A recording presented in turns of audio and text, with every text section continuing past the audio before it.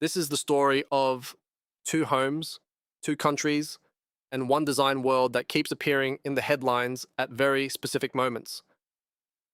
Just days ago, reports surfaced that the royal family is preparing to reverse every trace of the renovations made to Frogmore Cottage. Renovations that were reported at the time to have been touched by designers connected to Soho House. And then, almost on cue, a new headline appeared in the Daily Mail.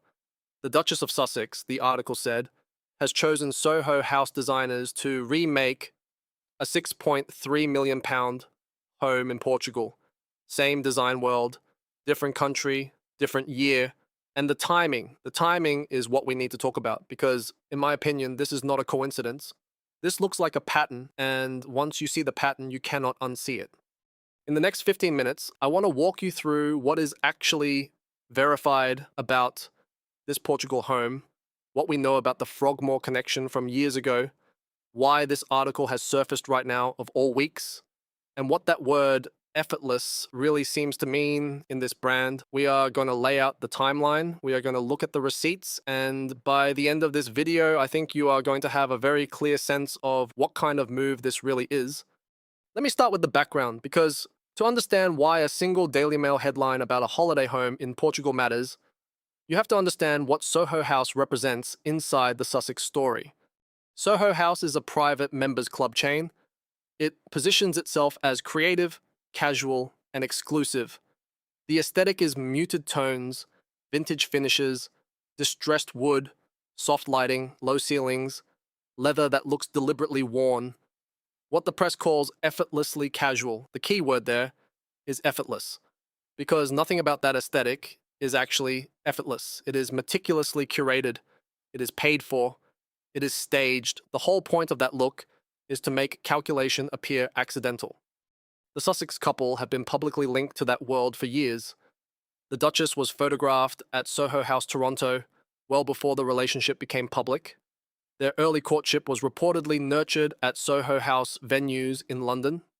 And when they renovated Frogmore Cottage in 2019, before stepping back from royal duties, the press reported that designers connected to that same world were involved in the makeover.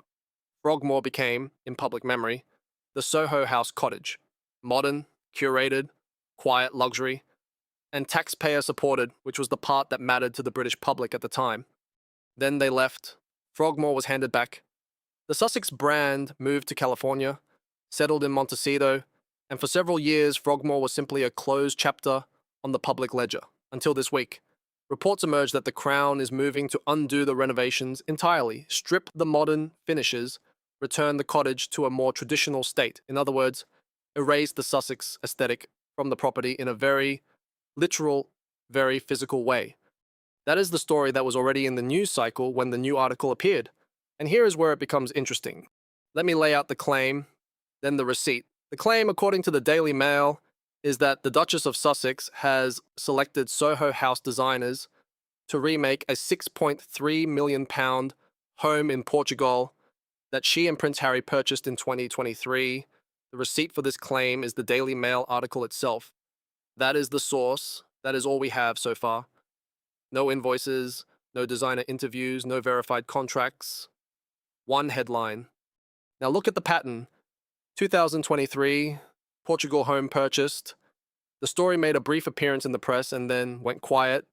2 years passed, no renovation updates, no interior reveals, no further press coverage at all. And then, in the same week that the Frogmore reversal story is making global headlines, a new Soho House design story appears. Same firm, different country, same aesthetic, different price tag. What this seems to suggest, in my opinion, is a clapback. The royal family is being seen to physically remove the Sussex aesthetic from one home in Windsor, and almost simultaneously, the Sussex side is being seen to apply that same aesthetic to a more expensive home elsewhere. The optical message is clear. You can erase us from your cottage. We are remaking a mansion. Now, to be fair, let me give the strongest possible counter-argument. Maybe the renovation in Portugal was always planned. Maybe the timing is genuine coincidence. Maybe a Daily Mail journalist happened to find this story this week and ran with it on their own initiative. We do not have direct proof that this is a coordinated leak from the Sussex team. That is a fair point, and I will hold that door open. But here is what raises the question. The Daily Mail did not appear to publish independently verified renovation evidence. We do not see invoices. We do not see designer interviews on the record. We do not see photographs of work in progress. What we see is a headline, and that headline lands precisely when the competing story is most damaging. In the world of celebrity press strategy, that kind of timing is something professionals call placement. That is not proof, but it does raise a question worth sitting with. And here is the deeper pattern, the one I really want you to notice. This brand has used the word effortless for a long time. The recent Instagram hosting tips used it directly. The earlier as ever marketing language was built around it. The Soho House aesthetic itself is built on it. And in every case, the word does the same job. It presents calculation as accident. It presents a product as a feeling. It presents a strategy as a vibe. Watch the hosting post specifically. The caption is short. The images are minimal. A jar of marmalade, an orange, a basket of flowers shedding petals. The audience is told this is effortless. But the post itself is a brand activation. It is selling a product line. It is timed to engagement metrics. It is reviewed by a team. Effortless is the word. Marketing is the reality. That same word is now attached to the Portugal story. Soho House designers, the article says, will create that effortlessly casual feeling in the new home. And the public is meant to read the headline and feel one specific thing, that this couple is fine, that losing Frogmore does not matter, that a £6.3 million home is being styled for them while the British press is busy stripping wallpaper out of their old cottage. What this seems to suggest is a message. And the message is, you cannot hurt us. We are above it. We have already moved on. But the receipts on that message are thin. Let me explain what I mean. The Portugal home was reported in 2023. The original press coverage noted that Princess Eugenie's husband, Jack Brooksbank, had a professional role marketing properties at that same development.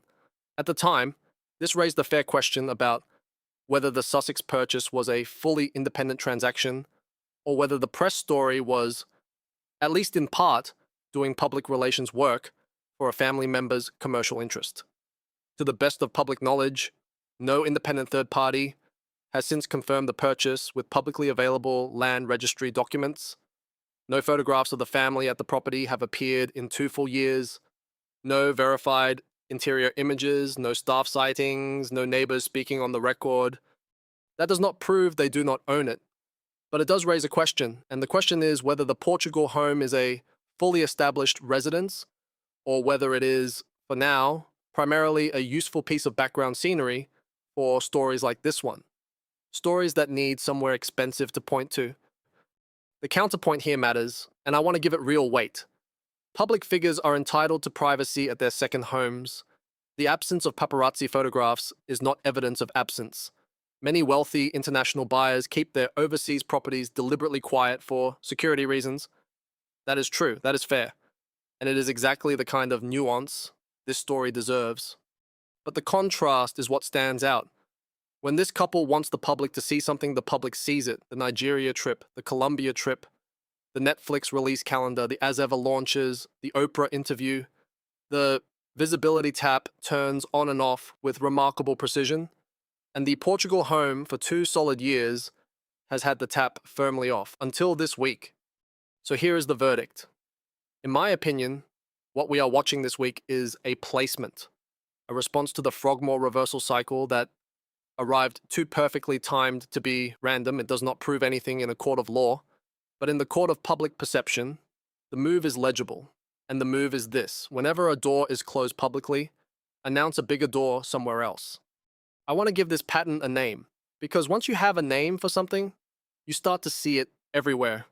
I would call this the bigger door move. Close the door on Frogmore, open the door on Portugal, lose the Spotify deal in 2023, announce the next Netflix project within weeks. Watch one platform go quiet, watch another platform launch loudly. Every closed door is followed within a short window by a louder open door. and the louder door is usually announced through a friendly press outlet with little independent documentation attached. That is the pattern, and the Portugal story fits it exactly. What is harder to ignore is that the audience is starting to see this in real time. Read the comment sections under the recent Daily Mail pieces, read the Instagram replies under the hosting tips, read the comments under the town and country posts that frame the couple charitably. The public is no longer waiting for the next press cycle to tell them what to think. They are tracking the pattern themselves. They are noticing the word effortless. They are noticing the timing. They are noticing the absence of receipts. And that may be the bigger story here. No, not the Portugal home, not the Soho House designers, not even the Frogmore reversal, but the fact that the audience has reached a point where a single well-placed headline no longer does what it used to do. The placement still happens. The placement is just no longer landing. So here's my question for you, and I want a real debate in the comments. Was this Daily Mail Portugal article a coordinated piece of public relations placement, timed precisely to the Frogmore reversal cycle, designed to control the narrative in real time? Or is it genuinely a coincidence with no team behind it, just a working journalist doing their job in a slow news week? There is a defensible answer on both sides of this question. I want to hear yours. Look at the timing, look at the receipts, look at the pattern, and tell me what you see.